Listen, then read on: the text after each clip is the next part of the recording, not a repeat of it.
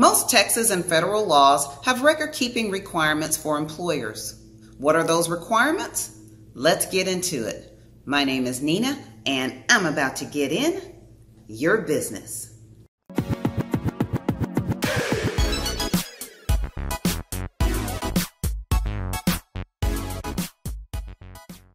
If you would like to know more about business operations, please consider subscribing to the channel and clicking the notification bell to be notified when new videos are uploaded. The requirements for record keeping centers around 1. Maintaining certain kinds of records. 2. Keeping those records in a certain format readily available for inspection. And 3. Keeping the records for a specified period of time. Please note that the records maintained in an electronic format, my preferred method of record keeping, are permissible as long as those records can be printed out in an easily readable and usable format upon a government or court request. Some payroll records are required to be kept only 2 years. Other payroll records must be kept for 3 years under the federal FSLA law after the date of the last paycheck. If you live in Texas like I do, please watch this next one.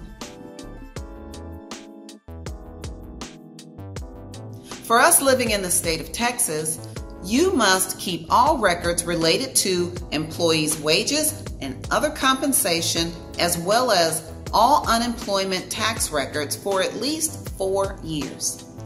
So basically, if you live in Texas, keep all this stuff for at least 4 years after the date on the employee's final paycheck.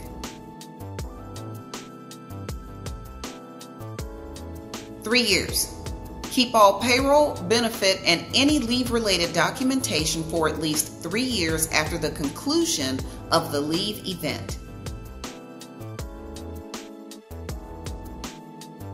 Maintain all I-9 records for at least 3 years following the date of hire or for 1 year following the employee's last day of work, whichever point is reached last. Again, Texas, because of the TWC laws, I recommend keeping this information along with everything else for 4 years after the employee's last paycheck, just to be safe. In Texas, new hire reporting must be submitted within 20 days of hire. Please check the new hire reporting guidelines in the state in which your company is located. Under the EEOC guidelines, all records related to the hiring process must be kept for at least 1 year following the date the employee was hired for the position in question. If a claim or a lawsuit was filed, the records must be kept for as long as the action is pending. With that being said, I also recommend hanging on to hiring documentation for the 4-year period, along with the rest of the employee's payroll and other information, since there are a number of different guidelines and deadlines associated with the various areas of the EEOC Commission. For example, if there is no FEPA office in the area, the deadline for filing a written charge of discrimination is 180 days. But if there is an FEPA office in the area, the deadline for filing is 300 days.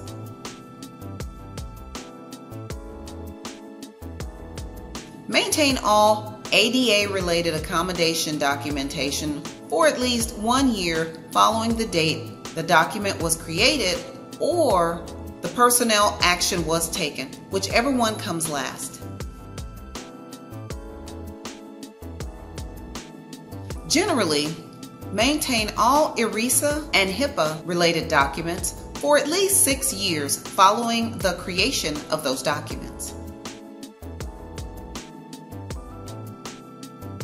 Maintain all payroll records for at least 3 years and any other documents relating to the employee's personnel actions for at least 1 year or while any type of litigation is still pending. Maintain OSHA and its related records for at least 5 years.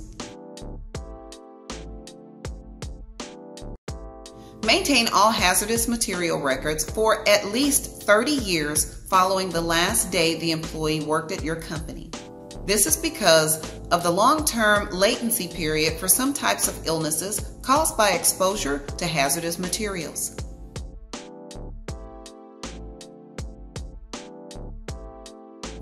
All personnel records should be kept for at least 1 year following an employee's last day at work.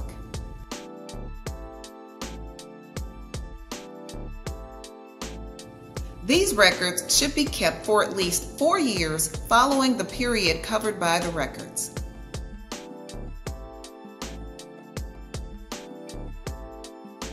When purging files, please remember, your company is responsible for securing this information throughout the life of the document up to and including when the documents are destroyed. When purging files, please do not simply dispose of them in the trash bin or use an old strip-cut shredder. Shredders are more sophisticated now with the cross-cut and the micro-cut shredding styles that can be found at your local office supply store. And this is a better way to properly purge and dispose of the files. 3 years for this, 4 years for that, 1 year for other statutes. What do you do? I recommend maintaining all employment records in a scanned digital format for at least 7 years after the employee has left the company. If an employee has been exposed to hazardous materials, I would keep all the documentation related to exposure in a digital format for at least 30 years. That way, all of the various common statutes of limitation have expired for most of the common reasons to bring litigation against your company. Further, I highly recommend you consult with your licensed employment attorney and discuss the specific needs of your company and its employee files. Thanks for watching.